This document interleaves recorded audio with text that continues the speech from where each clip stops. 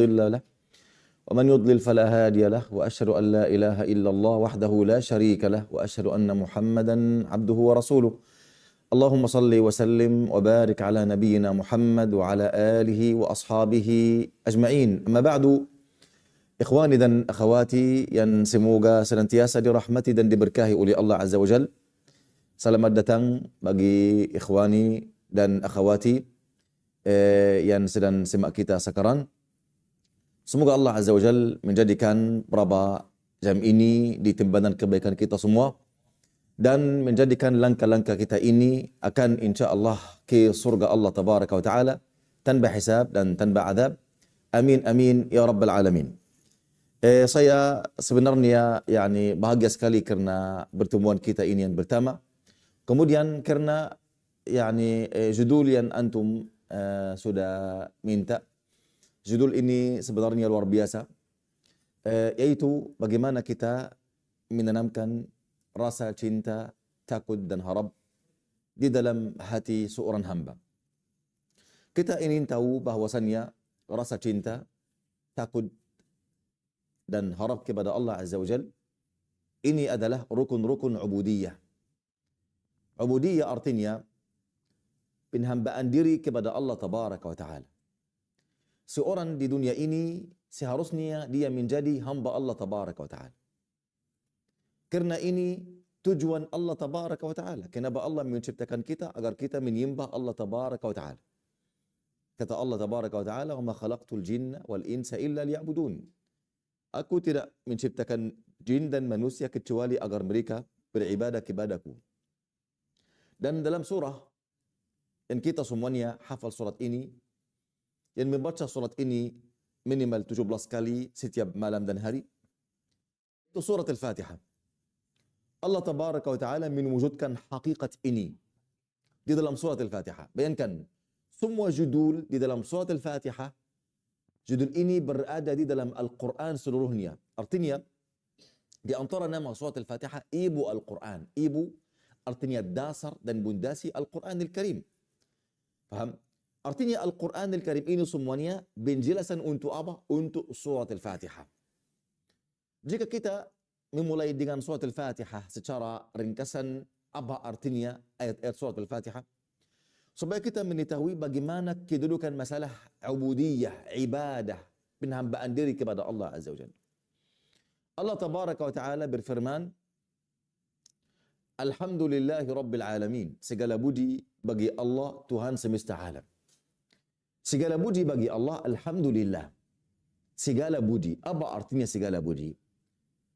Ada segala puji bagi Allah Tabaraka wa Ta'ala, artinya saya menetapkan semua sifat-sifat yang sempurna bagi Allah Tabaraka wa Ta'ala.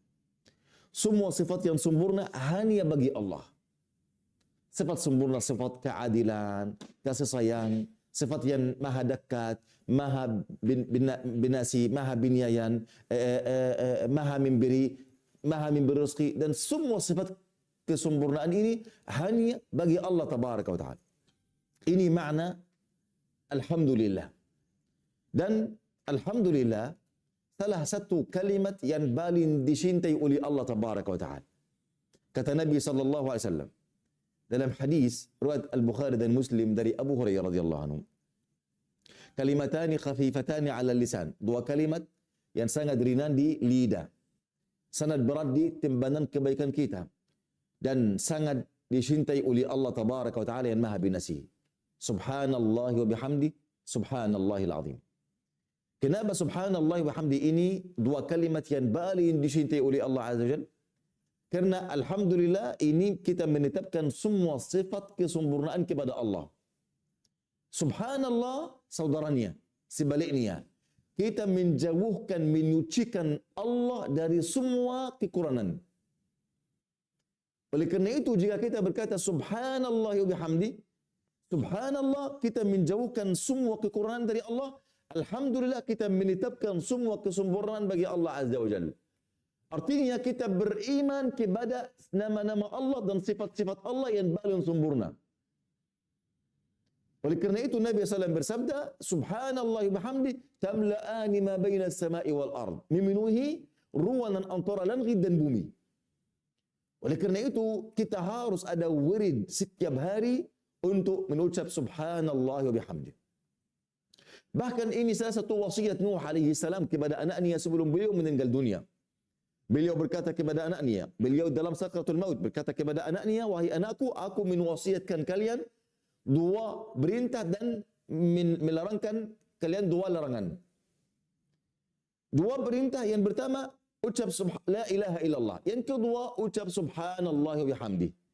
Kata Nuh alaihi salam, kerana dengannya Allah memberikan rezeki untuk setiap makhluk. Artinya burung-burung, ikan-ikan, paham? Semua hewan, semua makhluk selain jin dan manusia, Allah memberikan rezeki bagi mereka ketika mereka berucap subhanallah wa bihamdi. Ini ibadah mereka. Bagaimana? Allahu a'lam. Tapi kita harus beriman tentang masalah ini. Paham? Dan alhamdulillah di awal Al-Quran, alhamdulillah yang maha sempurna, yang tidak membiarkan kita sia-sia, tanpa ada risalat, tanpa ada utusan Nabi, tanpa ada kitab-kitabnya, tanpa ada syariat. Bayangkan ketika kita di bumi ini tanpa ada syariat, tanpa ada agama, bagaimana kedudukan kita? Orang yang sangat kuat akan makan orang yang sangat lemah. Faham? Tidak ada kesesuaian antara makhluk. Wal'iyadu billah. Oleh kerana itu, hal yang sangat nikmat yang sangat besar di dunia ini, yaitu ada agama Islam. Ada agama Islam. Oleh kerana itu kita mengucap alhamdulillah.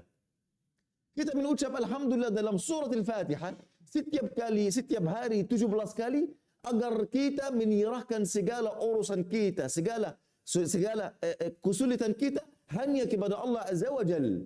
Segala puji bagi Allah yang sudah menetapkan segala perbuatan kita di dunia ini. Semua perbuatan kita ditetapkan oleh Allah Tabaraka wa Ta'ala dalam takdir dan qada Allah Azza wa Jal. Dan Allah maha sempurna, Allah maha binyayan, maha binasi. Artinya semua takdir saya, walaupun ini sulit, walaupun saya membenci ini, tapi ini paling baik bagi saya kerana ini dari Allah Jalla Jalaluhu wa taqaddas asma'. Oleh kerana itu kita mengucap alhamdulillah. Faham? Alhamdulillahi Rabbil Alamin. Apa artinya Rabb? Rabb artinya yang maha, yang mencipta, yang menatur, yang mencipta, yang mengatur, yang memiliki segala sesuatu. Tidak ada sesuatu pun makhluk di dunia ini keluar dari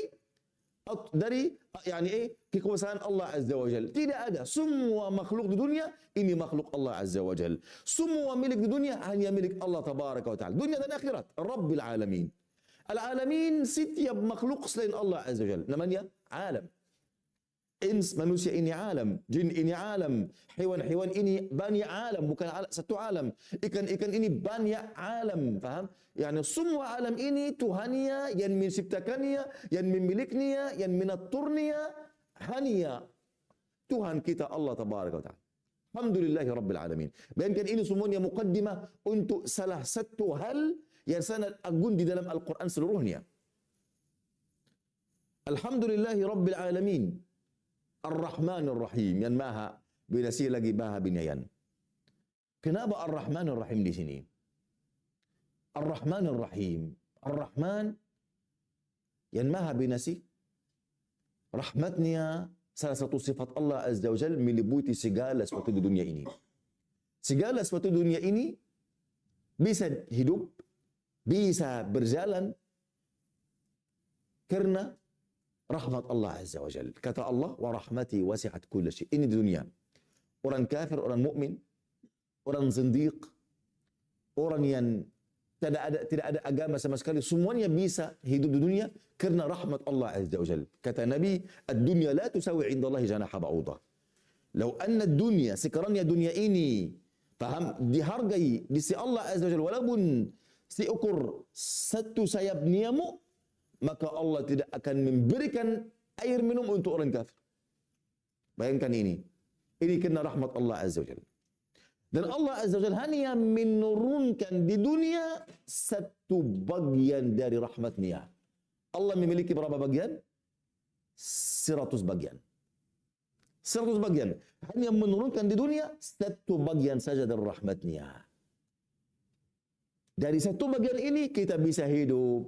Seorang ayah kasih sayang kepada anaknya, anak kasih sayang kepada orang tuanya, murid kasih sayang sama gurunya, dan hewan-hewan kasih sayang sama anaknya, dan semua kasih sayang yang kita lihat di dunia ini dari satu bagian ini. Sejak Allah menciptakan Adam sampai hari kiamat, di dunia hanya satu bagian saja dari rahmat Allah Azza wa Jalla. Dan Allah simpan di sisinya 99 bagian di akhirat. Hanya untuk siapa? Ini tergantung namanya Ar-Rahim, yang maha penyayang. Ar-Rahim yang hanya memberikan rahmatnya pada hari kiamat untuk, kata Allah Azza wa Jalla dalam ayatnya, wa rahmati wasi'at kulla syai', dan rahmatku, kasihanku sudah meliputi segala sesuatu ini di dunia. Tapi di akhirat, fasa'aktubuha, maka aku akan menetapkannya untuk orang yang melaksanakan salat, beriman kepada Allah dan bertakwa kepadanya. Hanya kepada mereka saja. Orang kafir tidak akan kena rahmat Allah Azza wa Jalla. Orang munafik tidak akan kena rahmat Allah Azza wa Jalla sedikit pun. Rahmat Allah hanya untuk orang yang beriman, untuk orang yang berislam, untuk orang yang bertakwa, untuk orang yang iman kepada hari akhir dan melaksanakan salat. Hanya kepada mereka saja. Ini di akhirat. Oleh kerana itu nama Ar-Rahman dari bentuk rahmatnya, Allah Azza wa Jalla memberikan rezeki untuk setiap makhluk. Baik yang mukmin maupun yang kafir. Bahkan yang kafir lebih sayang di dunia daripada orang yang mukmin. Nabi SAW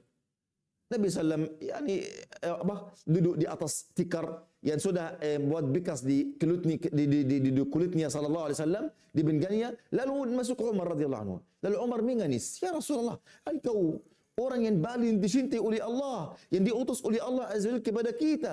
Engkau duduk di atas tikar yang sudah membuat bekas di kulit-kulitmu. Sedangkan orang Yahudi, orang Romawi, orang Farisiyah, mereka di atas semua kelezatan dan kenikmatan dunia." Kata Nabi, "Wahai Umar, ama tuhibbu anna lahum ad-dunya wa lana al-akhirah?" Wahai Umar, engkau tidak sukai untuk mereka dunia dan untuk kita akhirat? Artinya Allah memberikan dunia untuk siapapun, tidak ada masalah.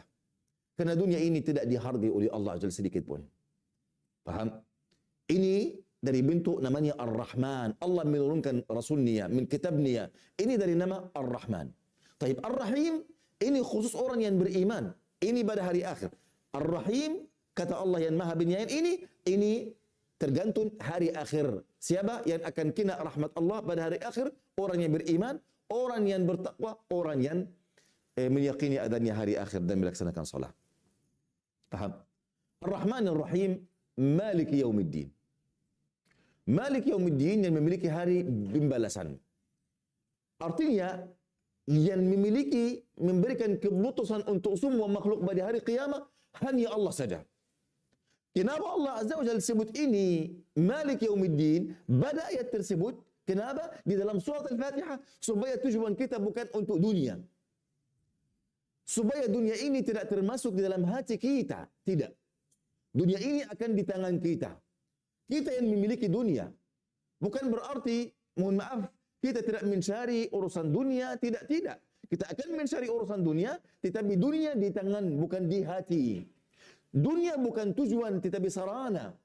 Dunia kita menundukkannya untuk syariat Allah Azza wa Jal. Saya memiliki dunia, saya sudah jadi kaya jika Allah menetapkan ini untuk saya.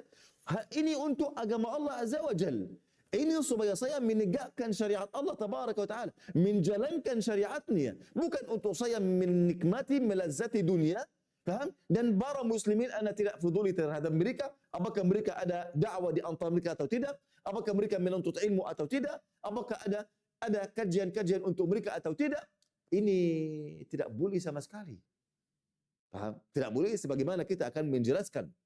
Paham? Malik Yaumiddin.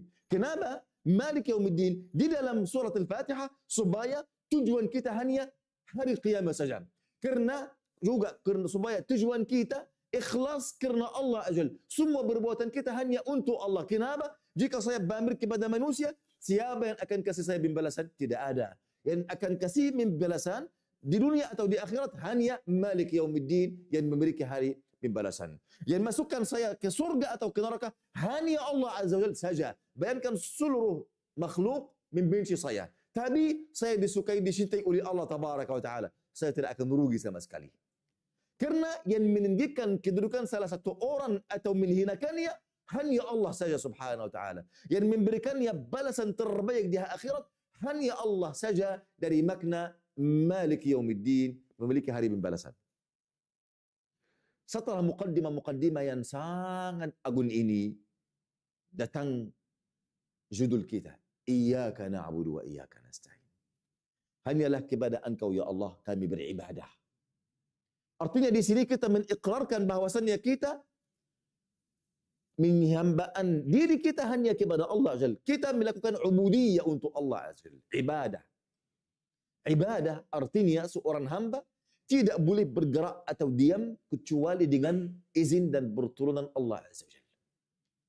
Tidak boleh saya melakukan hal sesuatu pun kecuali jika diridai oleh Allah, diperintah oleh Allah, dilarang oleh Allah saya meninggalkannya. Ini namanya ibadah.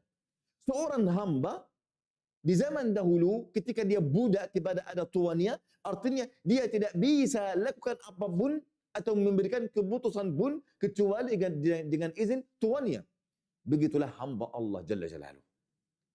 Faham? Hamba Allah Tabaraka wa Ta'ala. Iyyaka na'bud. Hanyalah kepada Engkau ya Allah kami beribadah.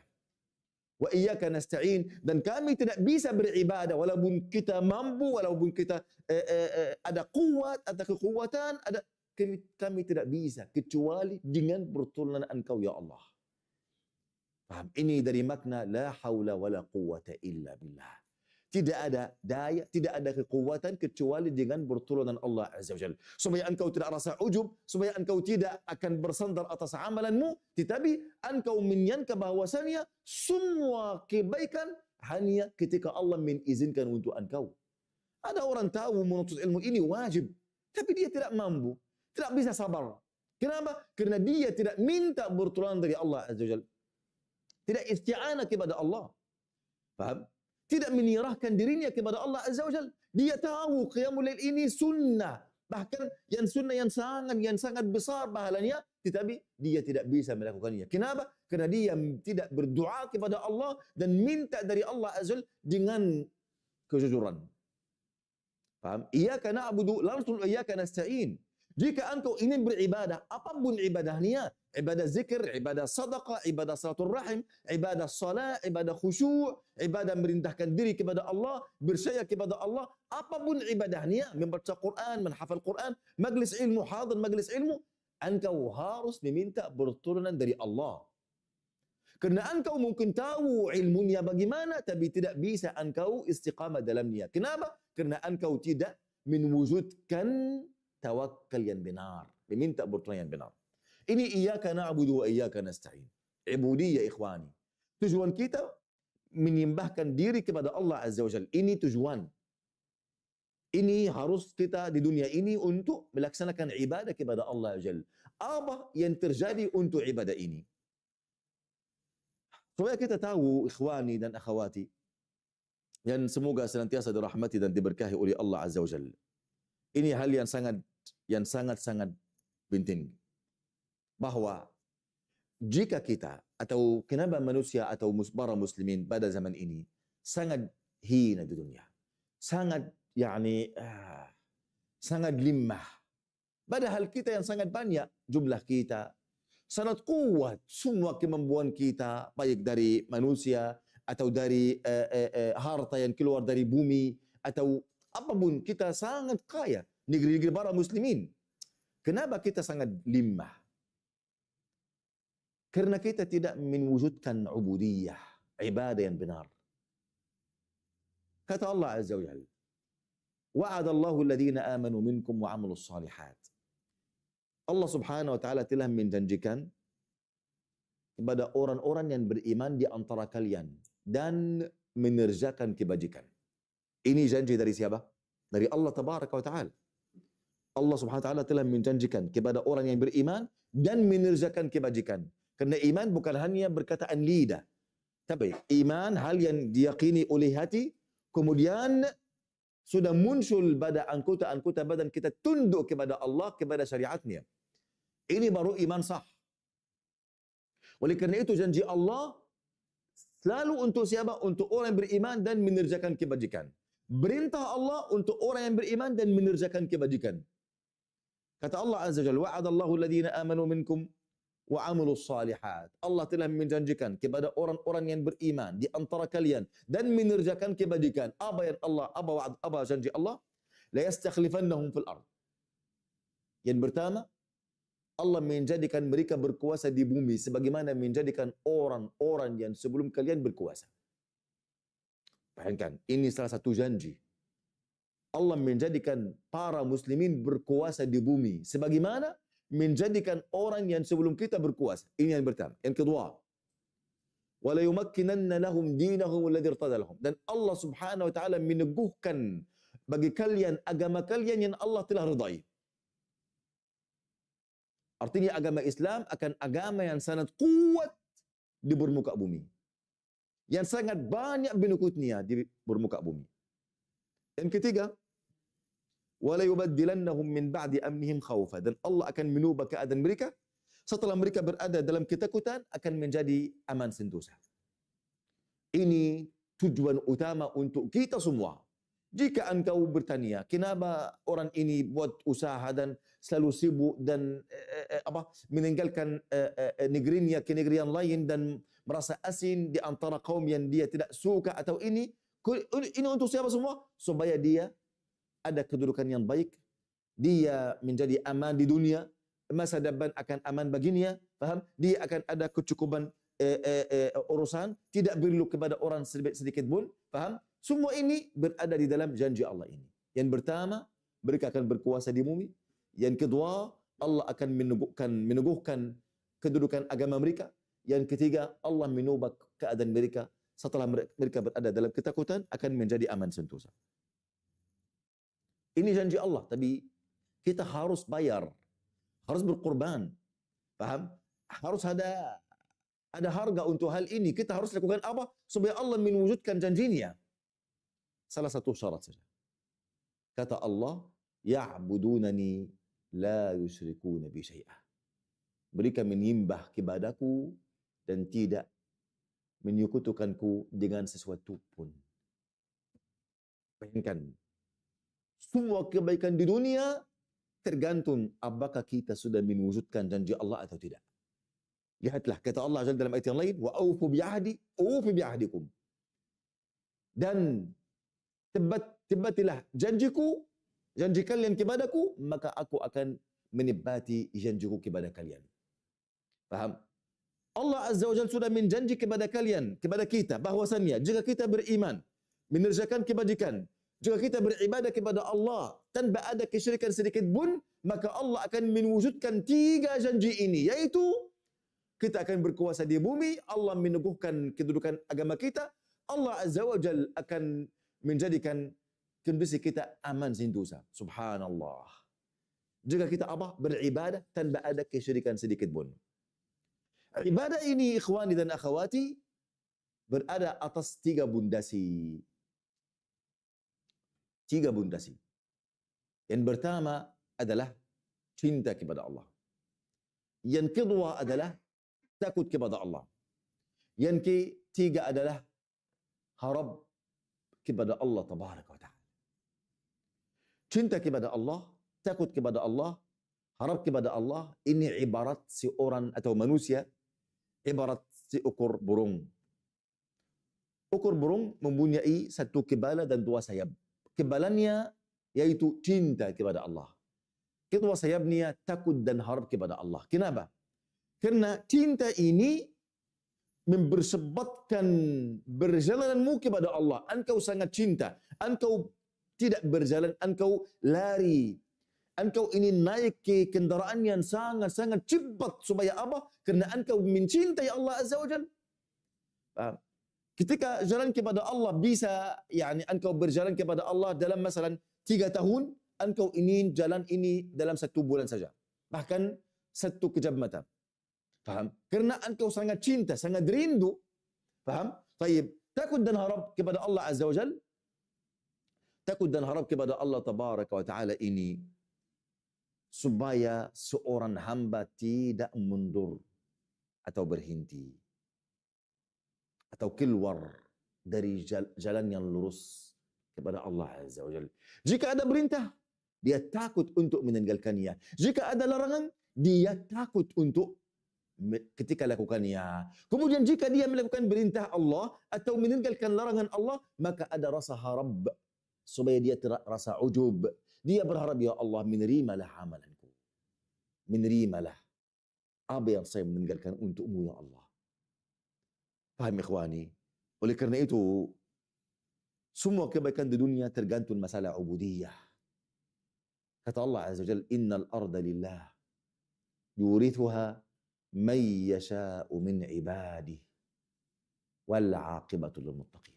Sungguhnya bumi hanya milik Allah. Akan mewariskannya kepada siapa saja yang Allah menghendaki dari hamba-hambanya. Dan kesudahan yang baik hanya bagi orang yang bertakwa. Subhanallah. Tahu ikhwani dan akhwati, apa apa sebab ayat tersebut ini? Sebabnya Bani Israel sangat ditindas di negeri Mesir oleh Fir'aun dan bala tentaranya. Fir'aun sudah membunuh orang laki-laki dan menabdi namanya istri Bani Israel, mereka menabdi kepada Fir'aun dan bala tentaranya, faham? Dan menambil semua harta mereka dan menzalimi mereka dan membuat kezaliman kepada mereka luar biasa. Subhanallah. Lalu mereka menuduh kepada Nabi Musa. Wahai Musa, engkau melihat kita apa yang terjadi untuk kita. Faham? Bagaimana kita akan keluar dari kehinaan seperti ini? Kata Musa, ista'inu billahi wasbiru. Ista'inu, mintalah bertolong kepada Allah dan bersabarlah. Innal arda lillah. Sungguhnya bumi ini milik Allah. Allah yang akan membagi bumi ini untuk siapapun. Allah yang akan meneguhkan kedudukan siapapun di bumi. Allah yang memberikan berkuasa untuk ini dan mencabut kekuasaan dari ini. Allah yang mengatur segala sesuatu. Tidak ada satu daun terjatuh dari salah satu pohon kecuali dengan izin Allah dan beruturan Allah tabaraka wa ta'ala. Tidak sia-sia. Tidak ada salah satu basir keluar atau terbang dari tanah ke tanah yang lain kecuali dengan izin Allah dan ilmu Allah dan bijaksana Allah tabaraka wa ta'ala. Darah yang mengalir di dalam urat-urat kita ini hanya dengan izin Allah tabaraka wa ta'ala. Nafas yang kita bernafas dengan pertolongan Allah azza wa jalla dan hikmah Allah dan ilmu Allah tabaraka wa ta'ala. Faham? Tidak ada satu urusan pun di dunia kecuali dengan ilmu dan hikmah dan di dalam kekuasaan Allah tabaraka wa ta'ala. Innal arda lillah. Bumi ini hanya milik Allah, bukan milik Fir'aun. Yang memberikan kekuasaan ini untuk Fir'aun siapa? Allah jalla jalaluh. Yang bisa mencabut kekuasaan ini dari Fir'aun hanya Allah saja. Kita hanya sabab, bisa aktif, bisa tidak. Paham? Bisa gagal, bisa akan baik. Tetapi kita harus menambil sebab. Sebabnya apa? Kita beribadah dengan benar kepada Allah tabaraka wa ta'ala. Kita memenuhi perintah Allah tabaraka wa ta'ala, meninggalkan larangan Allah tabaraka wa ta'ala. Innal arda lillah. Sungguhnya bumi ini hanya milik Allah. Bayangkan Nabi SAW ketika beliau di hijrah, dalam perjalanan hijrah bersama sahabatnya Abu Bakar As-Siddiq radhiyallahu anhu, mereka menambil semua sebab untuk mereka dapat selamat. Semuanya gagal. Dan para musyrikin sudah berada di atas gua yang mereka berada dalamnya. Sehingga Abu Bakar berkata, ya Rasulullah, jika seorang di antara mereka, di antara orang musyrikin ini melihat di bawah kakinya, pasti mereka akan melihat kita, ya Rasulullah. Kata Nabi, janganlah engkau takut. Innallaha ma'ana. Sungguhnya Allah bersama kita. Subhanallah. Beliau menambil sebab, tapi hatinya bertawakal atas Allah yang menciptakan sebab-sebab. Beliau tidak takut kepada manusia. Kenapa? Beliau tahu hati manusia, kekuatan manusia, mata manusia, semua kegiatan manusia hanya dimiliki oleh Allah saja. Manusia melihat ketika pintu rumahnya terbuka, beliau ingin berhijrah dari rumahnya. Dan beliau dan para musyrikin berada banyak memegang pedang ingin membunuh Muhammad sallallahu alaihi wasallam dan Nabi berjalan di antara mereka, mereka tidak bisa melihatnya. Kata Allah, fa aghshaynahum fa hum la yabsurun. Kami menutupi mata mereka, mereka tidak bisa melihatnya Muhammad sallallahu alaihi wasallam. Dan beliau sallallahu alaihi wasallam hanya bertawakal kepada Allah. Berjalan wahai Muhammad, Muhammad berjalan. Duduk wahai Muhammad, Muhammad duduk sallallahu alaihi wasallam. Ini keadaannya hamba Allah yang hanya bertawakal kepada Allah Subhanahu jalla jalaluhu. Oleh kerana itu, kata Allah Azza wa Jalla, "Alladzina qala lahumun nasu innan nasa qad jama'u lakum fakhshawhum fazadahum imana." Alladzina qala lahumun nas, orang-orang yang itu para sahabat Nabi, termasuk Nabi sallam, alladzina qala lahumun nasu. Jika ada sebagian manusia berkata kepada mereka, "Innan nasa qad jama'u lakum", sungguhnya Quraisy sudah menumpulkan pasukan-pasukan untuk menghinakan kalian, menyiksa kalian, untuk menazab kalian, maka takutlah kepada Quraisy. Lakukan apa yang Quraisy ingin dari kalian, maka fazadahum imana. Maka mereka bertambah dengan keimanan kepada Allah, tidak takut sedikit pun dari Quraisy. Wa qalu hasbunallahu wa ni'mal wakil. Mereka berkata apa? Cukuplah bagi kami dan sebaik-baik, faham? Allah Azza wa Jalla sebaik-baik Tuhan. Hasbunallahu wa ni'mal wakil. Oleh kerana itu, ikhwani dan akhwati, masalah ubudiyah ini kunci segala kebaikan dunia dan akhirat. Dunia dan akhirat. Dan kita tidak bisa melaksanakan ibadah apapun kecuali dengan pertolongan Allah. Oleh kerana itu ada iyyaka na'budu wa iyyaka nasta'in. Tayyib. Di antara rukun ubudiyah ada rasa cinta, rasa harap, rasa jujur kepada Allah Azza wa Jalla. Rasa cinta artinya kita harus mencintai Allah Azza wa Jalla dan Rasulnya sallallahu alaihi wasallam lebih jauh daripada jiwa kita sendiri dan semua apa yang kita milik di dunia. Kata Nabi sallallahu alaihi wasallam, "La yu'minu ahadukum hatta akunu ahabbu ilaihi min walidihi wa waladihi wan nasi ajma'in." Seorang di antara kalian tidak akan beriman kepada Allah kecuali aku akan beliau akan mensukai aku lebih jauh daripada jiwanya, orang tuanya, anaknya dan seluruh manusia. Seluruh manusia. Kata Umar, "Ya Rasulullah, demi Allah aku mencintaimu." Faham? Yani lebih jauh daripada semua dunia kecuali diri saya. Kata Nabi, "Tidak wahai Umar. Harus engkau mencintaiku lebih jauh daripada jiwamu juga." Kata Umar, "Ya Rasul, wallahi ya Rasulullah, saya mencintai engkau lebih jauh daripada diri saya sendiri." Kata Nabi, "Al-an ya Umar, sekarang sudah sempurna imanmu wahai Umar." Subhanallah. Masalah cinta kepada Allah ini masalah, yani bagaimana kita mendalamkannya, ini jawaban insyaAllah kajian kita ini. Faham? Juga masalah takut kepada Allah Tabaraka wa Ta'ala. Masalah cinta ini ikhwani, ini hal yang ana sering kalau mentadabburi masalah ini luar biasa.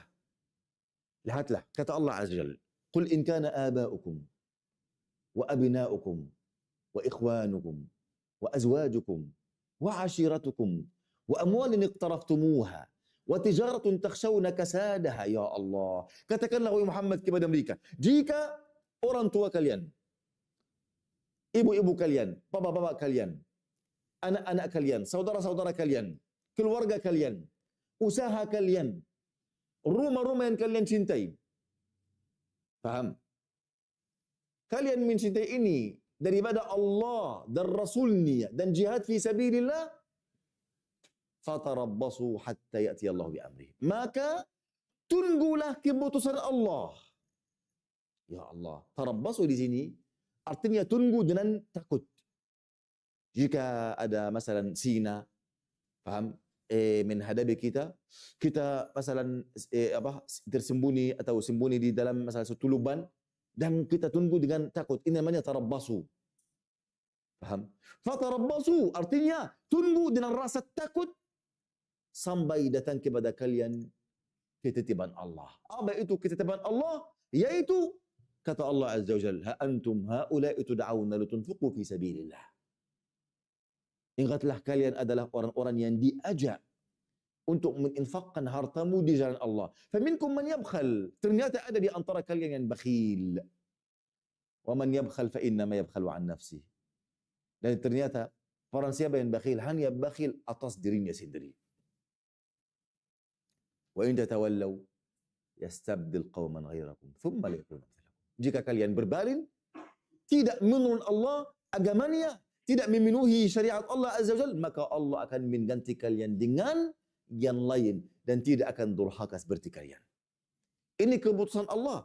Allah akan mengganti generasi kita, Allah akan mengganti kita dengan apa? Dengan cara apapun. Ini orang sudah sakit, akan meninggal. Ini tiba-tiba ada wal'iyadzubillah, ada penyakit parah, kemudian setelah berapa hari atau berapa bulan atau berapa tahun akan meninggal wal'iyadzubillah. Dan ini sibuk dalam urusan dunia. Jika dia sudah menumbuhkan semua harta, maka dia meninggalkan semuanya untuk keluarganya. Keluarganya mungkin tidak ingat untuk memberikan istighfar untuk orang tuanya. Mereka menikmati dari harta dan beliau akan hisab di hadapan Allah Azza wa Jalla. Fatarabbasu, maka tunggulah sampai datang keputusan Allah untuk kalian. Lalu ini rasa cinta, rasa takut kepada Allah Azza wa Jalla dan rasa harap. Secara ringkasan, seorang hamba sebenarnya jika tidak ada tiga rasa ini, mustahil hatinya tunduk kepada Allah. Mustahil badannya, jasadnya, tubuhnya tunduk untuk Allah atau syariatnya. Jika tidak ada tiga rasa ini, cinta, takut, dan harap, mustahil dia akan hamba Allah yang saleh, yang baik. Mungkin secara zahir dia tunduk, tapi Allah tidak menerima dia wal'iyadzubillah. Dan di sisi Allah lebih jeli daripada orang kafir. Walaupun dia tunduk secara zahir, tapi tidak diterima oleh Allah. Seperti orang munafik. Mereka di dalam tempat yang paling buruk di dalam neraka jahannam wal'iyadzubillah. Oleh kerana itu, kita harus memenuhi tiga rasa ini. Cinta, harap, jujur. Bagaimana kita menanamkan ini dan menguatkan tiga rasa ini dalam hati seorang hamba? Yang pertama, supaya engkau cinta kepada Allah atau takut kepada Allah atau harap kepada Allah, obatnya semuanya sama. Yang pertama, engkau harus mengenal Allah dengan nama-namanya dan sifat-sifatnya. Harus mengenal Allah Azza wa Jalla, ma'rifatullah Azza wa Jalla. Kata Allah Azza wa Jalla, wa ma qadarullaha haqq qadrih. Dan mereka tidak mengagunkan Allah sebagaimana mestinya. Wal ardu jami'an qabdatuhu yaumil qiyamah. Sementara bumi seluruhnya di dalam genggaman Allah Jalla Jalaluhu pada hari qiyamah. Was samawati matwiyatun bi yamini. Dan langit-langit digulung oleh tangan kanannya. Subhanahu wa ta'ala amma yusyrikun. Maha suci Allah, maha tinggi Allah daripada apa-apa yang mereka sekutukan. Paham? Masalah mengenal Allah. Orang yang bermaksiyah, orang yang keluar dari jalan yang lurus karena ada kekurangan dalam masalah hatinya kepada Allah Azza wa Jalla. Bahkan Nabi SAW, orang yang paling mengerti tentang Allah Azza wa Jalla. Beliau bersabda kepada sahabatnya, Inna atqakum lillahi wa a'lamakum billahi ana. Sungguhnya orang yang paling taqwa dan paling mengerti kepada Allah di antara kalian adalah aku sallallahu alaihi wasallam. Oleh kerana itu beliau tidak beribadah seperti orang biasa. Beliau qiyamul laili sampai bengkak kakinya sallallahu alaihi wasallam. Bengkak. Artinya mungkin beliau ada salah satu rakaat saja. Salah satu sahabat Nabi, beliau qiyamul lail bersama Nabi sallallahu alaihi wasallam, salat jamaah. Lalu Nabi sallallahu alaihi wasallam membaca surat Al-Fatihah, kemudian membaca surat Al-Baqarah. Kemudian dia berkata, Nabi membaca surat Al-Baqarah, saya menyangka beliau akan sujud setelah rukuk setelah selesai surat Al-Baqarah. Ternyata beliau masuk ke dalam surat Ali Imran. Masih akan membaca Ali Imran. Lalu beliau lanjut sampai akhir. Anda berkata akan rukuk. Lalu beliau masuk ke dalam surat Al-Maidah. Ya subhanallah. Kemudian masuk ke dalam surat Al-An'am, baru beliau rukuk. Surat Al-Baqarah, surat Ali Imran, surat Al-Maidah, surat An-Nisa. Empat surah ini hampir 5 juzuk di dalam Al-Quran Al-Karim. Ini dalam satu rakaat saja. Kata Aisyah, dan rukuk Nabi sepanjang bacaannya. Yani kalau bacaan ini perlu masalan 3 jam, rukuknya saja 3 jam. Beliau i'tidal naik dari rukuk 3 jam, kata Aisyah. Jika beliau naik dari rukuk, beliau sepanjangnya seperti rukuk, seperti bacaannya. Beliau sujud seperti bacaannya. Ya Allah. Oleh karena itu, bingkak dua kakinya sallallahu alaihi wasallam. Bahkan kata para sahabat kita mendengar tangisan beliau seperti air yang mendidih dalam beliau jika beliau membaca dalam surah dalam salatnya sallallahu alaihi wa alihi wasallam. Ini Nabi sallam. Karena itu Allah Subhanahu wa taala berfirman apa? Innama yakhshallaha min ibadihi al-ulama. Sungguhnya orang yang paling takut kepada Allah di antara kalian orang yang berilmu. Semakin ilmu tinggi, semakin takut kepada Allah akan tinggi. Oleh karena itu, orang mustahil mencintai Allah atau takut kepada Allah atau menagungkan Allah atau berharap kepada Allah kecuali yang pertama mengenal Allah dengan nama-namanya, sifat-sifatnya. Karena masalah ini masalah paling penting, kita harus mengerti Allah, mengenal Allah. Allah tabaraka wa ta'ala memerintahkan kita untuk menuntut ilmu. Kata Allah, Ar-Rahmanu fas'al bihi khabira. Allah yang maha binasih, maka fas'al bihi khabira. Maka bertanyalah kepada yang khabir, yang maha mengetahui. Siapa itu Ar-Rahman? Siapa yang maha mengetahui? Allah Jalla Jalaluhu dan Rasulnya SAW. Oleh kerana itu, ini mengetahui Allah harus dari Al-Quran atau dari sunnah yang sahih, hadis-hadis yang sahih dari Nabi sallallahu alaihi wa ala alihi wa sahbihi wasallam. Kalau akal engkau tidak bisa, tidak mengerti. Dan kita bisa mengetahui Allah, mengagungkannya, menanamkan rasa takut dan harap jika kita mengenal Allah dengan nama-namanya, sifat-sifatnya dan perbuatannya. Nama-namanya dan sifat-sifatnya berada dalam Al-Quran dan Sunnah, perbuatannya berada di alam semesta ini. Oleh kerana itu Allah memiliki 2 kitab. Kitab yang pertama, kitab yang dibacakan, yaitu Al-Quran. Kitab yang kedua, alam semesta ini, kitab yang terbuka di hadapan mata dan hati kita. Jika kita menambil ibrah, mentadabburi bagaimana Allah mencipta langit, bagaimana Allah menciptakan bumi, bagaimana Allah menciptakan makhluk-makhluk, maka ini menambah keimanan dan kecintaan dan ketakutan dan harapan yang jujur dalam kita kepada Allah Azza wa Jalla. Artinya langkah yang pertama yaitu kita mengenal Allah, mentadabburi makhluk Allah Azza wa Jalla di alam semesta ini. Ini yang pertama. Yang kedua, dan yang pertama ini bukan hal yang biasa. Artinya, wallahi ini nasihat untuk saya sendiri, untuk semua para muslimin.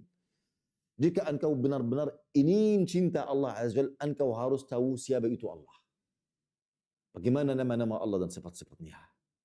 Paham? Artinya masalah al-asma'ul husna ini salah satu jalur ke surga. Kata Nabi SAW, Inna Allah Jalla memiliki 99 nama. 100 Quran 1. Man ahsaha dakhala jannah. Barang siapa yang menghitungnya, menghafalnya, mengetahuinya, maka dia akan masuk surga. Paham? Dan kita mustahil ada sumberna dalam hati kita dalam masalah cinta dan takut dan harap kecuali kita mengenal Allah dan mengetahui Allah dengan nama-nama Dia dan sifat-sifatnya. Paham? Oleh kerana itu setiap hari kita harus membaca tintan walaupun 1 nama saja. Mentadabburi nama ini. Nama Allah Azza wa Jalla. Dan insya-Allah kita akan buka kajian rutin untuk masalah al-asma'ul husna insya-Allah pada hari Selasa ba'da fajr insya-Allah di Indonesia di sini. Insya-Allah. Baik. Ini yang pertama. Masih ada waktu? Masih ada berapa? 10 menit saja. Aduh. Tapi ikhwan kita insya-Allah bisa duduk sampai 2 jam lagi. Kalau murid kita suka duduk insya-Allah. Tapi kalau ikhwan kita yang simak kita sampai jam berapa? Tidak ada suara?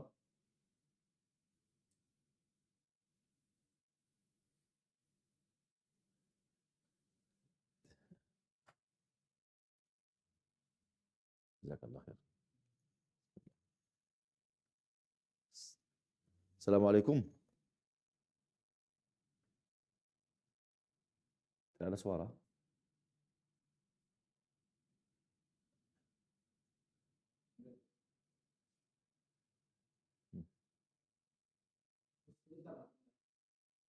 Eh,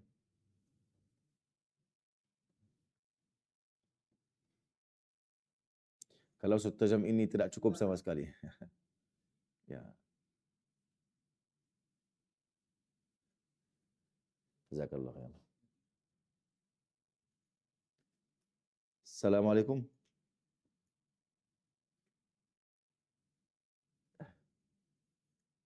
Ya, Assalamualaikum. Allah yahfazkum. Naam, dengar insya-Allah. Allah yabarik fikum.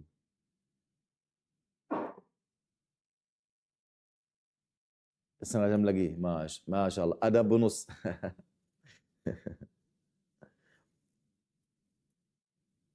Oh iya, masih setengah jam dari asar. Taib, taib. Taib, kita juga mau buka untuk tanya jawab. Faham? Kalau kita tidak bisa yani selesai judul kita hari ini, mungkin kita lanjut di pertemuan yang lain insya-Allah. Dan mungkin kita buka setengah jam ini untuk tanya jawab. Karena mungkin ini lebih penting daripada hanya kajian saja. Bagaimana?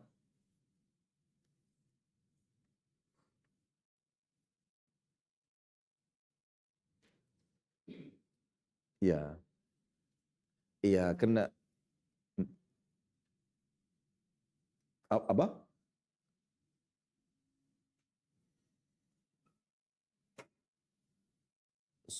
Suara tidak bagus, Bandoki.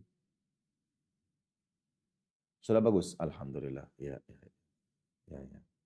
Baik, kita mungkin sebab-sebab untuk kita menanamkan atau menguatkan masalah yani rasa cinta atau takut atau harap ini sebenarnya perlu berapa pertemuan, paham?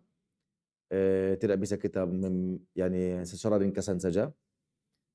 Ini yang saya sudah sampaikan ini mungkin secara apa? Yani muqaddimah ini yang saya sampaikan.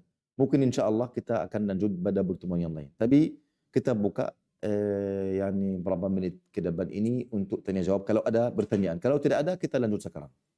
Ya, silakan.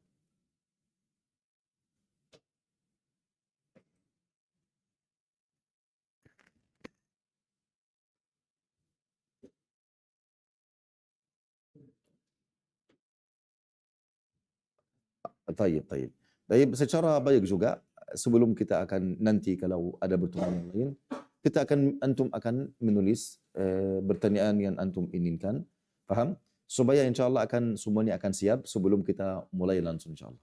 Taib, kita akan lanjut. Kalau waktu sudah habis, kasih saya kabar ya. Ana mungkin yani lupa atau ini. Sebab yang pertama mengenal Allah dengan nama-namanya dan sifat-sifatnya. Obatnya berada dalam Al-Quran. Faham? Dalam Al-Quran mungkin tidak ada satu halaman kecuali ada berapa nama dan sifat Allah Azza wa Jalla. Kenapa? Karena ini hal yang sangat agung, yang sangat yani membantu kita untuk melaksanakan perintah Allah dan meninggalkan larangan Allah. Yaitu jika kita mengetahui Allah dengan nama-namanya dan sifat-sifatnya subhanahu jalla jalaluh. Taib. Yang kedua, kita harus mentadabburi Al-Quran. Allah ya ikhwah, ini ubat yang sangat penting. Allah menamakan Al-Quran syifa. Allah menjadikan Al-Quran sebagai yani ubat untuk kita. Syifa untuk hati kita. Untuk semua penyakit kita. Tapi untuk siapa? Untuk orang yang beriman. wa nunazzilu minal Qur'ani ma huwa shifaa'un wa rahmatun lil mu'minin. Dan kami menurunkan dari Al-Quran, dalam Al-Quran sebagai penawaran dan rahmat bagi orang yang beriman. Wala yazidu adh-dhalimina illa khasara. Dan dia tidak menambah orang-orang zalim kecuali kerugian. Subhanallah. Dan yani mungkin Al-Quran dibacakan oleh orang mukmin dan orang kafir, mereka membaca Al-Quran. Orang muslim juga bisa membaca Al-Quran. Tetapi ada sebagian dari para muslimin, mereka tidak berubah keadaan mereka. Hati mereka masih ada wal'iyazubillah keraguan. Iman mereka tidak ada tambahan. Faham? Mereka masih cenderung kepada melakukan maksiat wal'iyazubillah. Kenapa? Karena mereka belum mewujudkan rasa iman yang benar kepada Allah Azza wa Jalla. Mereka belum mentadabburi Al-Quran. Hanya membaca dengan lidah. Tidak menyimak Al-Quran dari hati. Tidak mentadabburi Al-Quran dari hati. Hanya membaca wal'iyazubillah saja. Oleh kerana itu kita harus mentadabburi Al-Quran. Kata Allah Azza wa Jalla, Allahu nazzala ahsanal hadis. Allah menurunkan bicaraan yang paling terbaik, kitaba, yaitu Al-Quran, yang ditulis kitaban mutasyabihan mathaniya taqsha'irru minhu juludul ladzina yakhshawna rabbahum. Oleh kerana itu ikhwani dan akhwati, masalah mentadabburi Al-Quran, kata Allah Azza wa Jalla, afala yatadabburuna Al-Quran. Kenapa mereka tidak mentadabburi Al-Quran? Am ala qulubin aqfaluha? Ataukah ada kunci-kunci atau hati mereka dibelenggu wal'iyadu billah. Masalah mentadabburi Al-Quran sangat agung. Dalam ayat Al-Quran ada lebih dari 2000 ayat. 2000 ayat cerita tentang apa? Bicara tentang Allah Azza wa Jalla dan hak-hak Allah Tabaraka wa Ta'ala. Iman kepada Allah, tawakal kepada Allah, meminta pertolongan dari Allah Azza wa Jalla. Bagaimana kita percaya kepada Allah Tabaraka wa Ta'ala? Kenapa kita harus mencintai Allah Azza wa Jalla? Bayangkan, yani kalau kita mentadabburi firman Allah, wa ma bikum min ni'matin fa min Allah. Segala kenikmatan yang ada padamu hanya dari Allah. Tangan, mata, lidah, air liur. Faham? Kepala, akal, yakni badan, seluruhnya ini dari Allah Azza wa Jalla.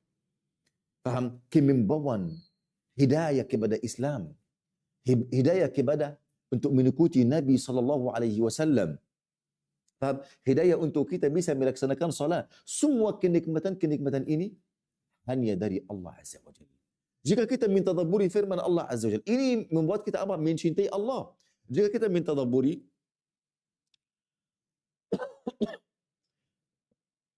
tentang orang munafikin, kullil ladzina kafaru iyantahu yughfar lahum ma qad salaf. Katakanlah wahai Muhammad kepada orang-orang kafir, jika mereka berhenti bertaubat kembali kepada Allah, maka Allah akan mengampuni dosa mereka dengan secara mudah. Orang kafir ini siapa? Orang yang tadi ingin membunuh Nabi Muhammad, orang yang mengusir Nabi Muhammad sallallahu alaihi wasallam, orang yang menyiksa para muslimin. Jika mereka berhenti sakarat, Allah mengampuni dosa mereka. Supaya kita tahu tidak ada maksiat membahayakan Allah dan tidak ada ta'ah akan bermanfaat kepada Allah Azza wa Jal. Allah Maha Kaya Subhanahu wa Ta'ala wa al-Ghaniyyu ankum. Oleh kerana itu, hal ayat ini, jika kita mentadabburi ayat-ayat seperti ini, pasti kita akan cinta kepadanya Subhanahu wa Ta'ala. Kenapa kita harus mencintai Allah? Kerana Allah itu yang sangat indah dan mencintai apa yang indah dan menciptakan semua keindahan di dunia. Kenapa kita harus mencintai Allah? Kerana semua kenikmatan, kelezatan hanya dari Allah Azza wa Jal. Semua kemampuan yang berada dari kita, ini semuanya karunia Allah Tabaraka wa Ta'ala. Jika kita mentadabburi Al-Quran, 2000 ayat, ini tentang Allah Azza wa Jal, hak-haknya Subhanahu wa Ta'ala, dari masalah iman, dari masalah kufur, dari masalah syirik, dari masalah tauhid, dari masalah makhluk-makhluk Allah Azza wa Jal dan hak-hak Allah Azza wa Jal, nama-nama Allah, perbuatan Allah, semua ini hampir 2000 ayat. 2000 ayat yang lain terhadap makhluk-makhluk Allah Azza wa Jal. Afwan, 2000 ayat yang lain terhadap kisah-kisah orang sebelum kita atau kisah-kisah terjadi di zaman Nabi atau yang akan terjadi nanti. Faham? Ini 2000 ayat. 2000 ayat yang lain kerana Al-Quran seluruhnya hampir 6000 ayat dan 250 atau 60. Paham? Quran lebih. 2000 ayat yang ketiga ini tentang hukum-hukum syar'i. Seperti salat, puasa, haji, masalah cerai, masalah nikah, masalah iddah, masalah sedekah, zakat dan seterusnya. Faham? Oleh kerana itu, kita harus mentadabburi Al-Quran. Di dalamnya ada semua kebaikan. Di dalamnya kita bisa mengenal Allah. Di dalamnya kita bisa mengetahui kenapa kita mencintai Allah. Kenapa kita harus takut kepada Allah Azza wa Jal. Masalah apa? Masalah mentadabburi Al-Quran. Taib. Sebab yang berikutnya, at-ta'ammul fi ni'amillah. Kita mentadabburi nikmat-nikmat Allah Azza wa Jal. Wallahi ya ikhwah, jika ada orang di dunia terus menerus berikan kebaikan untuk orang yang lain, pasti orang yang lain ini akan tunduk kepadanya. Sangat suka beliau, sangat mencintai beliau, sangat menghormati beliau. Bagaimana semua kenikmatan di dunia hanya dari Allah Azza untuk kita. Tanpa kita meminta, apakah ada orang dari kita, jika kita belum melahirkan, kita minta dari Allah berikan Islam untuk kita? Tidak ada. Kita alhamdulillah lahirkan di dunia ada agama Islam. Kita mewarisi agama Islam dari orang tua. Paham? Tanpa kita berjuang, tanpa kita berkelahi, tanpa kita diusir, tanpa kita disiksa, tanpa semuanya kita alhamdulillah tiba-tiba kita orang Muslim. Bagaimana kalau kita berada di antara keluarga Nasrani atau Yahudi atau Buzi atau Hindusi? Subhanallah, kita akan sama-sama mereka. Ini salah satu nikmat yang kita tidak minta dari Allah Azza wa Jalla. Faham? Oleh kerana itu kita harus mentadabburi nikmat Allah Tabaraka wa Ta'ala. Dan bayangkan ikhwani, jika kita syaitan senantiasa ingin menjauhkan kita dari masalah tadabbur nikmat Allah.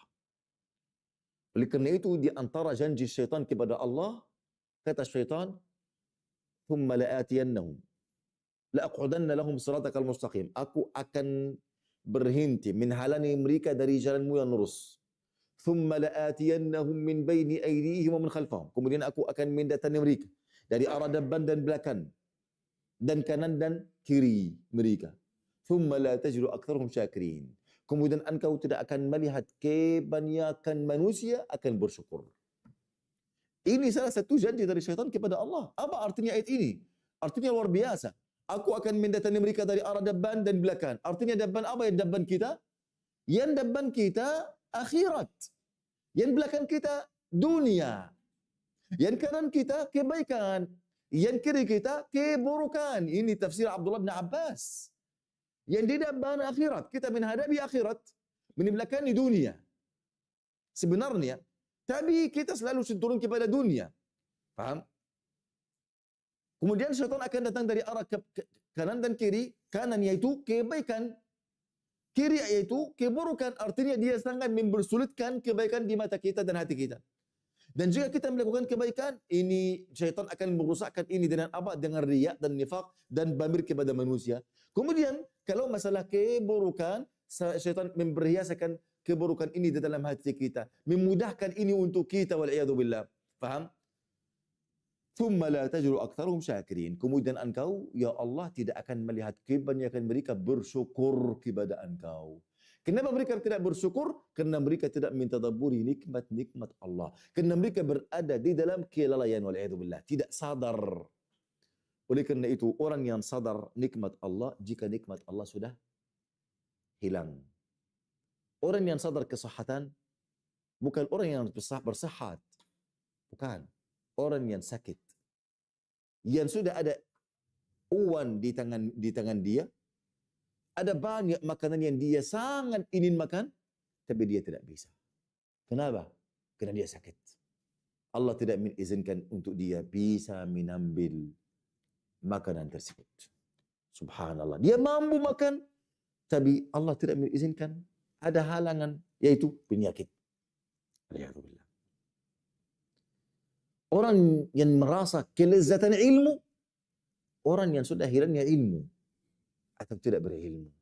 Dia ingin bertaqarrub kepada Allah, tapi dia tidak mampu, tidak bisa, tidak tahu. Tidak ada cahaya di tangannya untuk dia bisa menirani jalannya kepada Allah Azza wa Jalla. Oleh kerana itu, sebelum nikmat Allah akan kabur atau hilang, kita harus mensyukuri nikmat-nikmat Allah Azza wa Jalla, mentadabburi semua nikmat Allah, dan nikmat yang paling tinggi wallahi nikmat Islam. Jika kita tidak mensyukuri Allah terhadap nikmat Islam, menggunakan Islam di dalam kehidupan kita, menhakimi Islam, faham? Menjadikan Islam sebagai hakim atas kehidupan kita. Islam ini, kita di bawah naungan agama Islam, mengagunkannya dengan akhlak, dengan beramal, dengan maka Allah Azza wa Jalla akan mengganti generasi kita ini dengan generasi yang lebih baik. Mendatangkan orang yang setelah kita akan lebih kukuh, lebih teguh dalam agama Allah Azza wa Jalla. Allah menguatkan mereka dan mereka akan menurun agama Allah Azza wa Jalla. Oleh kerana itu, ikhwan dan akhwati, masalah at-ta'ammul fi ni'amillah, mentadabburi, memperhatikan masalah nikmat-nikmat Allah Azza wa Jalla untuk kita, dan nikmat yang paling agung adalah nikmat Islam. Nikmat ada sunnah Nabi alaihi salatu wassalam. Taib, yang berikutnya untuk masalah cinta dan ini, al-iksaru min dzikrillah. Kita berbanyak mengingat Allah Azza wa Jalla. Wallah ya ikhwah, jika orang sering terus menerus, dan ini sudah kita mengalami ini di dunia. Jika ada dua teman, salah satunya suka mobil sekali, dan dan yang lain tidak suka mobil. Yang suka mobil ini terus menerus sebut merek mobil, ada mobil sudah turun di tahun ini, spesifik mobil ini begini dan begitu.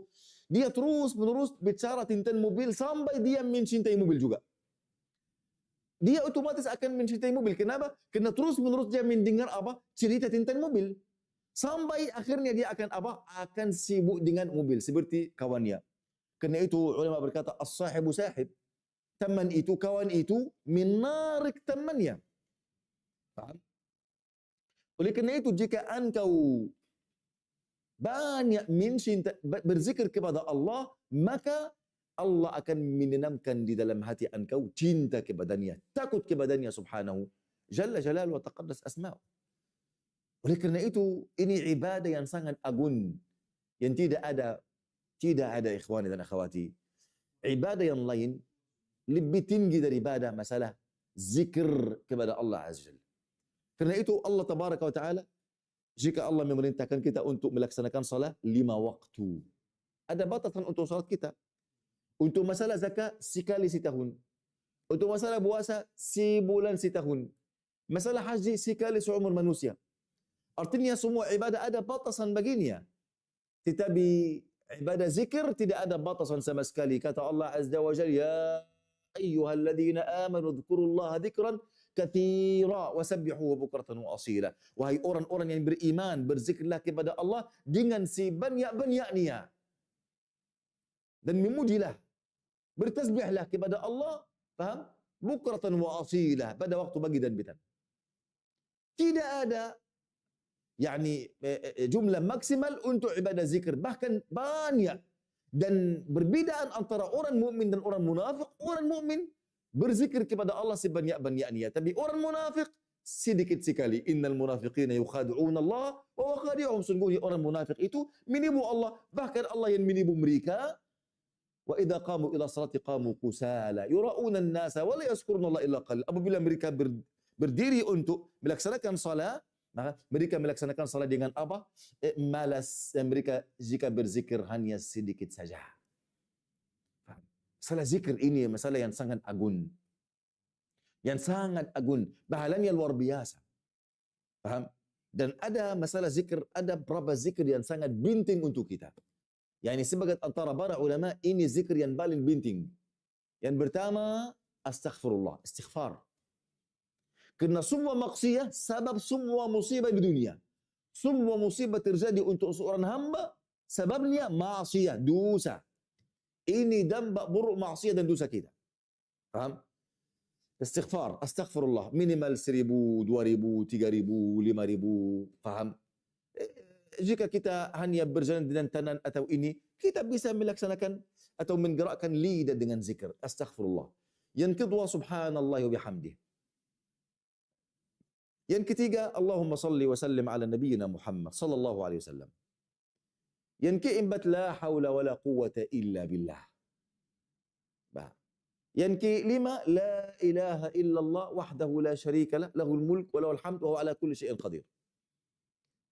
Ini zikir luar biasa, yaitu yang terakhir ini, la ilaha illallah wahdahu la syarika lah, lahul mulku wa lahul hamdu wa huwa ala kulli syai'in qadir, minimal setiap hari 100 kali. Pahalanya luar biasa. Faham? Kalau 5 zikir ini kita terus menerus, setiap hari ada wirid, tidak diganggu sama sekali, tidak berhenti kita melakukannya masalah 1 jam atau setengah jam sebelum kita tidur hanya untuk zikir ini, wallahi kehidupan kita akan berubah. Hati kita akan tenang. Faham? Ada barakah dalam kehidupan kita. Ada merasa cinta dan rindu kepada Allah tabaraka wa taala. Ada rasa takut kepada Allah tabaraka wa taala jika kita terus menerus menggunakan zikir kepada Allah tabaraka wa taala. Yang terakhir ikhwani, atau masih ada banyak tapi kerana waktu sudah habis, masalah kita jauh dari dosa dan maksiat. Jauh dari dosa dan maksiat. Kita harus meyakini bahwasannya tidak ada dosa sedikit pun akan sia-sia di hadapan Allah jika kita bertaubat dan istighfar. Jika kita melakukan dosa dan tidak bertaubat, tidak berhenti, engkau harus meyakini ada dampak buruk untuk dosa ini. Untukmu dan untuk orang sekitarmu, bahkan untuk hewan-hewan, bahkan untuk burung-burung. Kata Allah Azza wa Jalla, "Laisa bi amaniyikum wala amani ahli kitab." Kedudukan yang tinggi, surga yang luas, ampunan Allah bukan sesuai dengan angan-angan saja kalian atau ahli kitab, tetapi man ya'mal su'an yujzabi. Ini aturan Allah Azza. Barang siapa yang mengerjakan keburukan, su'an di sini nakirah, apapun, sedikit maupun kecil maupun besar, yujzabi, maka Allah akan membalas dia dengan sesuai dengan dosanya. Pasti ada balasan buruk, pasti. Bayangkan sahabat Nabi bersama Nabi dalam perang sabilillah. Nabi melarang mereka, janganlah turun dari gunung Uhud. Jangan. Walaupun kita dikalahkan, jangan kalian menurunkan kita. Kalian harus tetap di atas gunung. Lalu mereka melihat Nabi sudah menang di awal ma'rakah, mereka turun. Langsung Nabi dikalahkan oleh para musyrikin. Bahkan Nabi akan hampir dibunuh. Dan ada sudah dibunuh berapa 70 dari sahabat Nabi, termasuk paman Nabi Hamzah radhiyallahu anhu. Ini karena salah satu maksiat dari berapa orang saja, dan baknya sudah mencapai Rasulullah dan para sahabat yang lain. Janganlah seorang tua melakukan maksiat, dia menyangka maksiat ini hanya buruknya untuk dia. Tidak, bekasnya buruk untuk keluarga dia, untuk anaknya. Bahkan kata Abu Hurairah radhiyallahu anhu, innal hubara latamutu fi juhriha. Al-hubara ini sungguhnya burung-burung kecil. Ini akan mati di dalam sarangnya yang di gunung atau di pohon-pohon karena dampaknya buruk maksiyah anak Adam. Kezaliman dari anak Adam kepada yang lain. Apa termasuk burung ini? Karena kita khalifah di bumi. Kita pemimpin di bumi sebagian manusia. Faham? Sebagian manusia. Oleh kerana itu, ikhwan dan akhwati, ini beberapa hal yang secara ringkasan sekali yang bisa menguatkan masalah rasa cinta dan takut dan harap kepada Allah Azza wa Jal. Saya berharap jika Allah mudahkan ada pertemuan yang lain, kita akan secara rinci bicara tentang rasa cinta. Faham? Kenapa kita harus mencintai Allah, gambaran-gambaran dari para sahabat yang benar-benar mereka mencintai Allah dan Rasulnya sallallahu alaihi wasallam. Dan apa tandanya kita sudah mencintai Allah, kemudian juga rasa takut dan rasa harap. Begitu juga semoga Allah Azza wa Jalla menjadikan berapa jam ini di timbangan kebaikan kita pada hari kiamat. Dan mohon maaf ketika kita langsung bicara sama antum tanpa kita bertaaruf atau diskusi sama antum kerana kayaknya tidak ada waktu. Sudah di negeri antum sekarang ada waktu asar. Semoga Allah Azza memberikan untuk kita selalu kesempatan dan kemampuan untuk hadir majlis ilmu, untuk menambil bekal untuk hari akhir kepada Allah Azza wa Jalla. Amin amin ya rabbal alamin. Insyaallah nanti mungkin ketika ada pertemuan yang lain ada waktu yang lebih panjang daripada ini supaya kita insyaallah akan membuka untuk tanya jawab. Jazakumullah khairan jami'an wa barakallahu fikum. Ketika ada pertanyaan cepat dari antum silahkan. sebelum kita khatamkan majlis ini?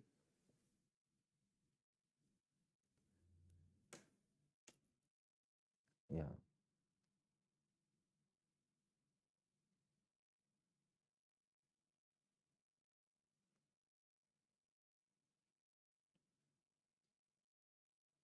insya Allah. Ya,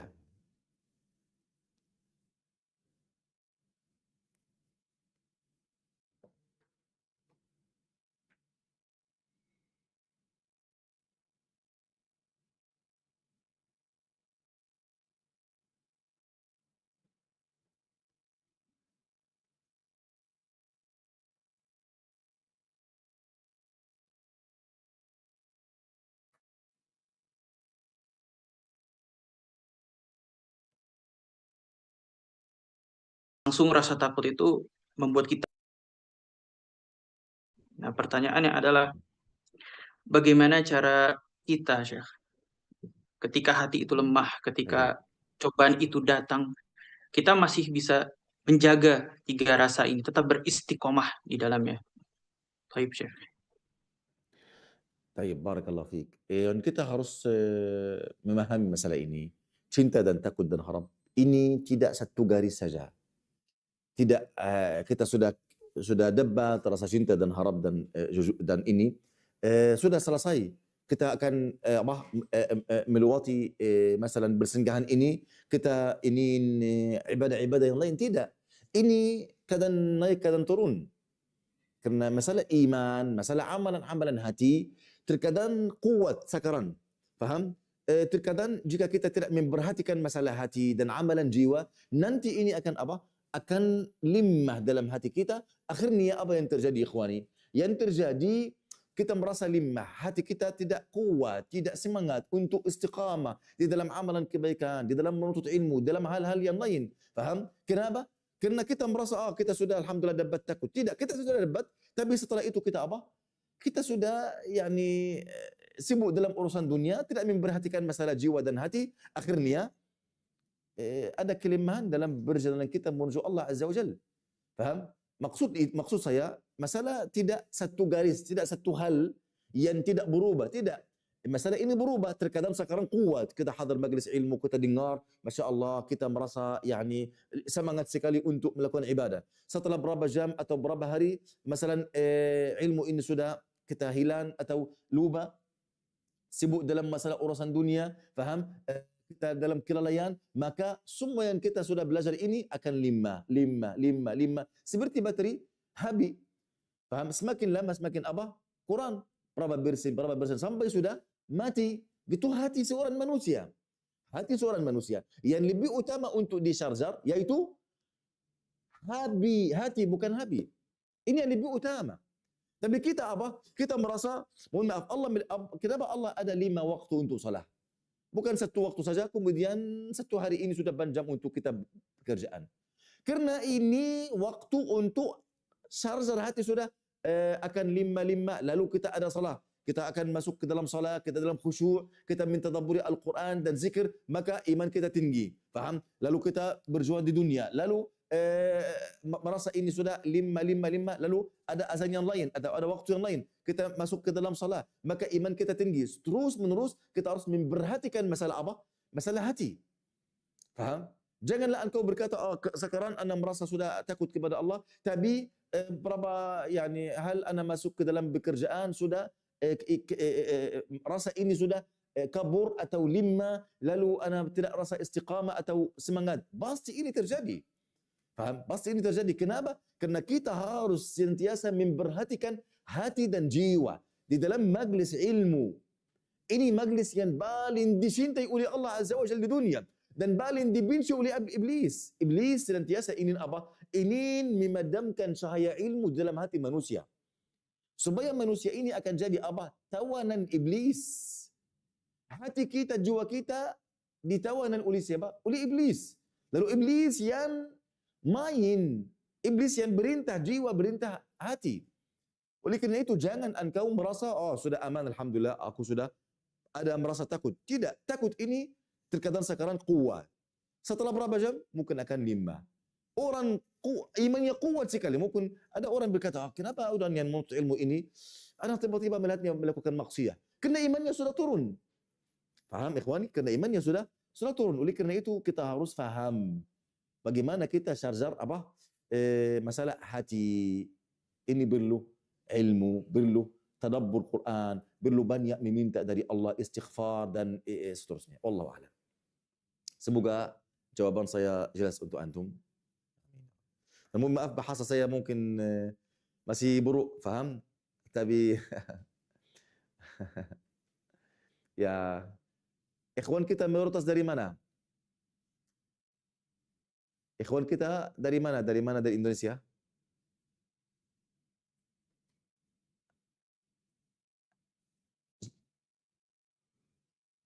Oh, Sumatera dari mana?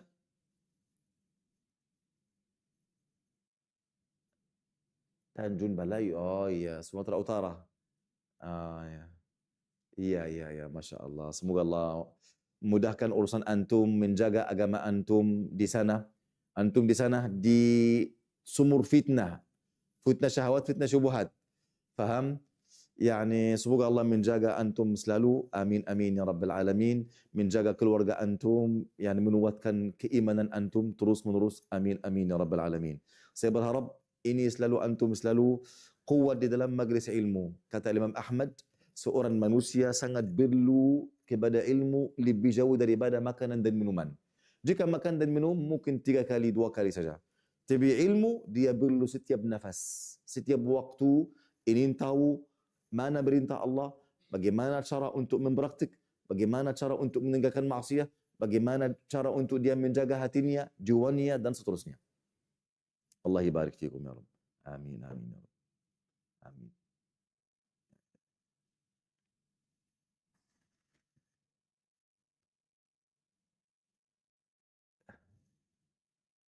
Ya alhamdulillah. Alhamdulillah. Jazakumullah khairan wa barakallahu fiikum.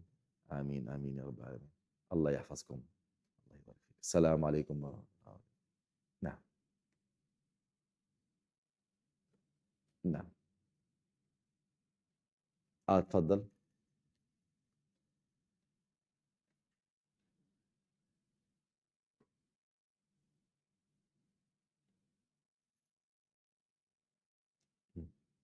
Kami melihat menjalankan sholat, puasa, zakat, dan lain sebagainya itu hanya sebatas daripada kewajiban saja, Syekh. Tidak melihatnya dalam bentuk kecintaan dan lain sebagainya. Atau banyak dari kita juga yang melihat itu sebatas takut karena neraka Allah dan hanya karena mengharapkan surganya. Apakah ini yang harus kita harapkan dalam setiap ibadah kita, Syekh? Betul. Kita beribadah kepada Allah karena kita takut ancaman Allah Azza. Paham? Karena kita, suara ada. Karena kita takut ancaman Allah Azza. Karena kita berharap bahala dari Allah Azza wa Jalla. Paham? Oleh karena itu ini rasa yang senantiasa harus berada. Kita melakukan ibadah karena kita cinta, terkadang karena kita munculnya rasa takut. Oleh karena itu kita tidak bisa meninggalkan ibadah atau kita ingin masuk surga Allah Azza wa Jalla, mencapai keridhaan Allah. Paham? Ini yang senantiasa harus berada. Oleh karena itu ini rukun. Rukun artinya ibadah tidak akan ada kecuali ada salah satu hal seperti ini. Mungkin rasa cinta akan lebih tinggi pada amalan ini, paham? Atau kadang-kadang rasa takut lebih tinggi. Ana mengamalkan ini karena ana takut ancaman Allah, takut azab Allah, siksa Allah Azza wa Jalla, kemurkaan Allah, lalu saya apa? Mengamalkan ibadah tersebut. Paham? Kemudian saya menjaga pahala ini dengan apa rasa? Rasa harap dan meminta dari Allah atau bermohon kepada Allah agar Allah menerima amalan saya. Lalu ini rukun, tidak ada amalan diterima atau akan muncul atau akan ada kecuali ada rukun-rukun yang kita sudah sampaikan. Paham? Allah alam.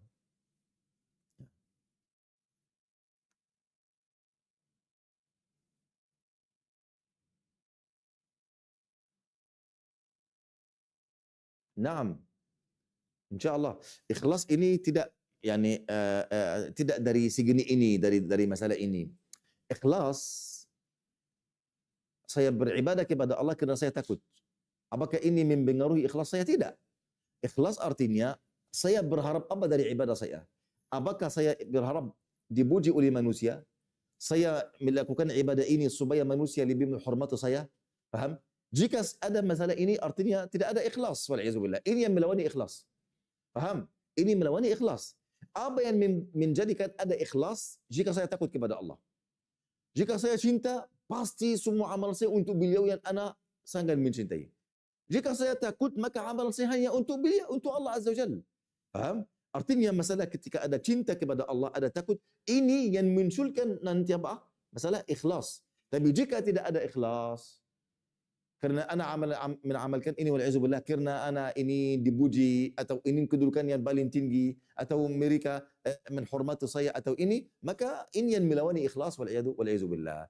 Jika yang mendurun engkau untuk beribadah yaitu rasa takut, maka rasa takut ini kalau ada, alhamdulillah, artinya ini akan membawa engkau ke masalah ikhlas. Faham? Membawa engkau untuk ikhlas.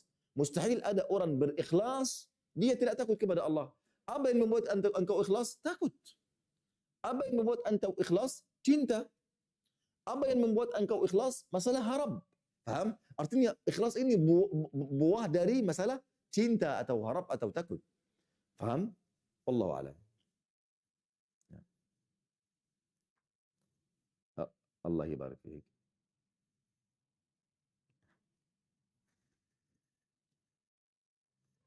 Ya, tafadhal.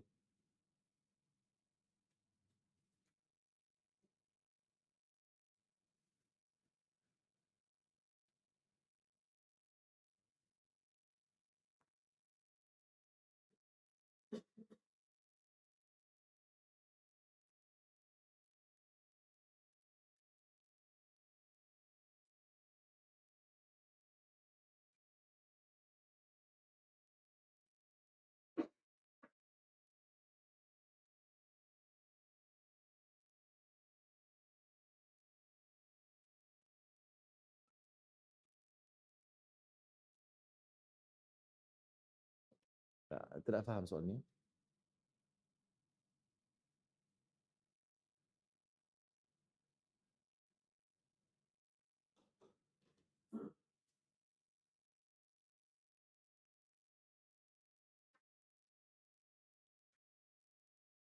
Iya, iya ya.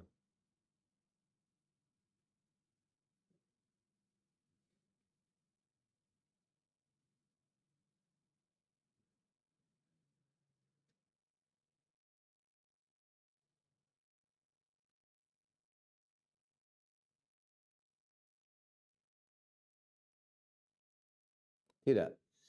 Takwa ini akan muncul jika ada takut. Apa artinya takwa? Artinya takut kepada Allah, mengagungkan Allah. Dan takut dan mengagungkan Allah ini membawa kita untuk melaksanakan perintah Allah, meninggalkan larangan Allah. Paham? Masalah takut ini juga buah dari masalah takut. Takwa ini buah dari masalah cinta, buah dari masalah harap. Jika ada semua ini muncul takwa. Takwa ini artinya apa? Kata Umar bin Abdul Aziz, "Laisa taqwa Allah bisiyamin nahari wala biqiyamil lail wala bil jam'i bainahuma." Halas, takwa kepada Allah bukan hanya dengan puasa siang atau salat malam atau menggabungkan keduanya. Tapi takwa kepada Allah dengan apa? Melaksanakan perintah Allah dan menanggalkan larangan Allah tabaraka wa taala dengan rasa takut dan rasa harap. Artinya saya melakukan ibadah apapun kerana ana takut kepada Allah, kerana saya berharap kepada Allah. Faham? Ini namanya, akhirnya ini namanya apa? Taqwa. Ana meninggalkan maksiat. Faham?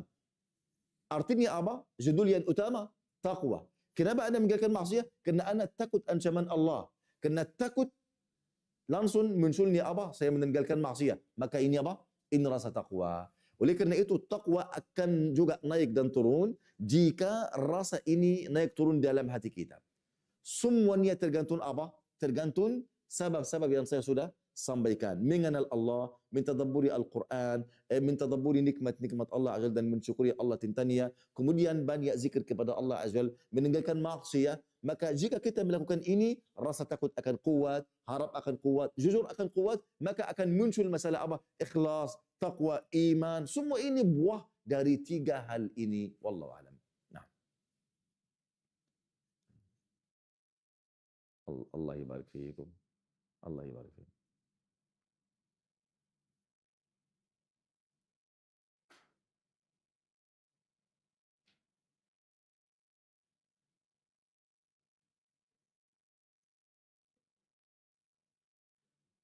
طيب يعني جزاكم الله khairan wa barakallahu fiikum wa yani afwan kalau ada yani kesalahan dari saya atau bahasa yang belum sempurna atau belum jelas, yani semoga Allah Azza wa Jal menjadikan ini yang pertama bukan yang terakhir pertemuan kita, yang Allah Azza wa Jal menguatkan antum, menjadikan kita selalu menuntut ilmu, selalu berada di jalan Allah Azza wa Jal, menjaga kita semua, agama kita, dunia dan akhirat kita, dan keluarga kita dan anak kita. Amin amin ya rabbal alamin. Dan menjadikan kita sebagai tentara untuk Rasulullah SAW, menegakkan sunnahnya, menguatkan agamanya, menjalankan syariatnya. Amin amin ya rabbal alamin. Barakallahu fikum jami'an, jazakumullahu khairan. Wassalamualaikum warahmatullahi wabarakatuh. Wa akhiru da'wana alhamdulillahi rabbil alamin.